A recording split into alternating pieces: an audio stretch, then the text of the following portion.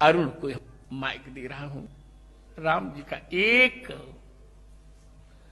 जो सीरियल में प्रसारित हुआ था वह कोई एक परिसंवाद, मैं डायलॉग्स नहीं कहूंगा, परिसंवाद सुनाने के लिए आप लोग बैठ जाए। फिर मैं उपसंहार करूंगा, फिर तब आरती होगी। परम पूज्य महाराज जी के चरणों में कोटि कोटि वंदन। आप सभी बहनों भाइयों, आप सबके चरणों में नमन। आज मेरी बरसों की इच्छा पूरी हुई है, महाराज जी के दर्शन करके, उनका आशीर्वाद प्राप्त करके। जिस स्नेह के साथ उन्होंने मुझे अपने गले लगाया और उसमें जो भाव था, जो मुझे महसूस हुआ, वो या तो मां लगाती थी या महाराज जी ने लगाया है।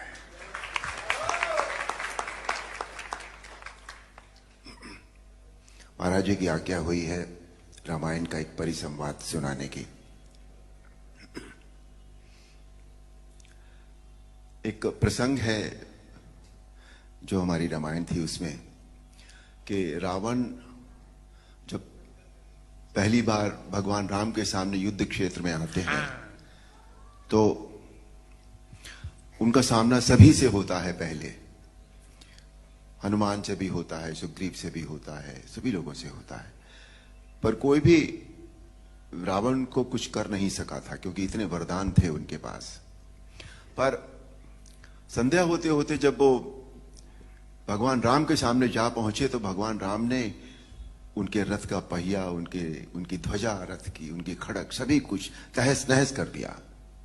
और एक पल ऐसा आया जब सदैव रथ पर चलने वाला रावण धरती पर खड़ा था, और तब भगवान राम ने उनसे जो कहा वो प्रस्तुत है।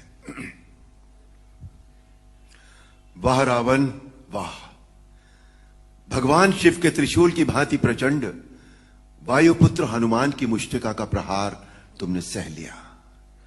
तुम सचमुच परम शक्तिशाली हो, परंतु कितने दुख की बात है कि तुमने अपनी ये शक्ति अधर्म के कार्यों में लगा दी और इस दुर्दशा को पहुंच गए। रावण, भक्त और ज्ञानी में अंतर होता है। भक्त चाहे मूर्ख हो परंतु हृदय का सच्चा और मन का सरल होता है, परंतु ज्ञानी तुम जैसा दुष्ट भी हो सकता है, जिसे स्वर्ण अलंका के राज सिंहासन पर बैठकर भी जीवन की अपूर्णता का कांटा चुभ रहा है। तुम्हारे जीवन में इस समय अशांति, चिंता और तड़प के अतिरिक्त और कुछ भी नहीं है। तुम्हारे जैसे हर दुराचारी को एक समय इस बात का आभास हो जाता है कि उसका अंत समय निकट आ गया है, और तब वो एक घायल सांप की भांति अपनी सुरक्षा की बिल ढूंढता फिरता है, लेकिन उसे कहीं सुरक्षा नहीं मिलती। वही अवस्था इस समय तुम्हारी है। तुम्हारे पाप कर्मों के विष के प्रभाव ने तुम्हारे मन की शांति को जला दिया है, और तुम उस पाप के विषैले कांटे की चुभन को छुपाने के लिए ऊंची ऊंची आवाज में बड़ी बड़ी डींगे मार रहे हो, जिन्हें तुम्हारा अपना मन भी सच नहीं मानता। रावण, इसी का नाम है दुर्दशा। रावण, युद्ध जीतने के लिए धर्म और आध्यात्मिक शक्ति की आवश्यकता होती है। पाश्विक बल और अस्त्र शस्त्रों की गिनती से युद्ध नहीं जीते जाते। तुमने एक समय लक्ष्मण से कहा था कि तुम्हारे यहां कोई नीति, न धर्म की नीति होती है, न युद्ध की नीति होती है, परंतु हमारे यहां युद्ध का भी एक धर्म होता है। हम निहत्थे शस्त्रहीन शत्रु पर कभी वार नहीं करते। यह है रघुवंशों की वीरता। तुम इस समय अपमानित अवस्था में, शस्त्रहीन अवस्था में, केवल शत्रु की दया के कारण जीवित हो, इसी का नाम है दुर्दशा। अब जाओ, कल फिर शस्त्र लेकर आना। और अगले दिन हम सब जानते हैं, आप सब जानते हैं, अन्याय पर न्याय की जीत हुई, अधर्म पर धर्म की जीत हुई, अनीति पर नीति की जीत हुई और असत्य पर सत्य की जीत हुई। बोल सियापति रामचंद्र की जय। महाराज जी, आज मैं तुम्हें क्या दूं? महाराज जी, आपने इतना ही दूंगा। तुमने बंद आंखों से मैंने राम जी को देखा है और तुम मेरे छोटे भाई हो, से तुम जान के बोल रहा हूं, आप नहीं बोल रहा हूं।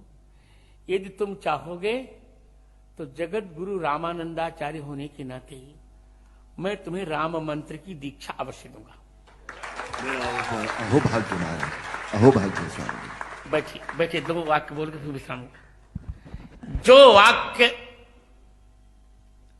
अरुण जी ने आज राम जी का जो परिसंवाद सुनाया, उसका श्लोक है वाल्मीकि रामायण का। प्रयाहि जानामि, बहुत अच्छे। प्रयाहि जानामि रणार्दितस्तम, इसी का परिसंवाद सुना रहे थे। प्रविश्य रात्रिंचर राजलंका, आश्वस्य निर्याहि रथी च धन्वी, तदा बलम प्रेक्षसि मे रथस्थ। और अब यही बात, प्रयाहि, रावण लौट जाओ। जाना में रणार्दितस्तम, मैं जानता हूं तुम युद्ध में थक गए हो, जाओ। प्रविश्य, हे रात्रिंचर राज, राक्षस राज, लंका में प्रवेश करके आश्वस्त, थोड़ा विश्राम करके, रथ लेकर, धनुष लेकर फिर युद्ध में आओ और फिर मेरा बल रणांगण में देख लेना। मुझे यह कहने में बहुत हर्ष हो रहा है कि यह परिसंवाद मैंने ही रामानंद सागर को लिखवाया था।